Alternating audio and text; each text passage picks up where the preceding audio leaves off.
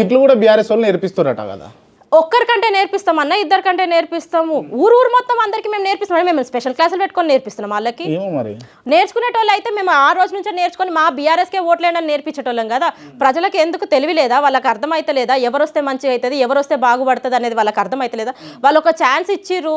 ఎక్కడ చూసినా ఇవాళ దాదాపు ఒకప్పుడు ప్రతి దగ్గర తెలంగాణ పచ్చగా కనిపించేది. ఇవాళ ఏడ కనిపిస్తుంది? ఇప్పుడే చూసినాము, 1,00,000 చిల్లర ఎకరాలు మొత్తం ఎండిపోయినాయి. 1,50,000 ఎకరాలు ఎండిపోయినాయి ఇవాళ. ఎవరితోటి మరి ఇన్ని 10 సంవత్సరాల నుంచి ఎందుకో ఎండిపోలేదు? 10 సంవత్సరాల నుంచి ఎక్కడో నీళ్లు రాకుండా ఎక్కడ కూడా బాధపడకుండా ఉన్నాము. మరి ఇవాళ ఎందుకు వస్తుంది? ఇవాళ ఎందుకు ఎండిపోతున్నాయి? ప్రజలు గమనించారా? ఇది కూడా మేమే నేర్పుతున్నామా? మేమే పోయి డ్యామ్ల కాడ లేకపోతే పైప్ల కాడ అడ్డు కట్టేస్తున్నామా? తెలుసు కదా, ప్రజలు అబ్జర్వ్ చేస్తున్నారు కదా, వాళ్ళకి తెలుసు కదా నీళ్ళు ఎక్కడ ఆగుతున్నాయి, ఎందుకు ఆపుతుర్రు వాళ్ళకి తెలుసు. కంపల్సరీ ఈసారి ఒక్కసారి మీరు ఆలోచించండి, రేవంత్ రెడ్డిని ఒక్కసారి వితౌట్ గన్మెన్స్ వెళ్ళమని చెప్పండి ఊర్లకి, చూస్తాం ఆయన ఏం చేసిండో ప్రజలే చెప్తారు. వితౌట్ గన్మెన్స్ పోతే ఏం జరుగుతుంది? ఏం జరుగుతుంది ప్రజలు చెప్తారు. మేము చెప్పడం ఏంది? ఇప్పుడు మేము చెప్తే మీరు ఏమనుకుంటారు? మీరు వార్నింగ్ ఇస్తుర్రా, మీరు బెదిరిస్తుర్రా అంటారు. మేమేం చెప్పం, ప్రజలే.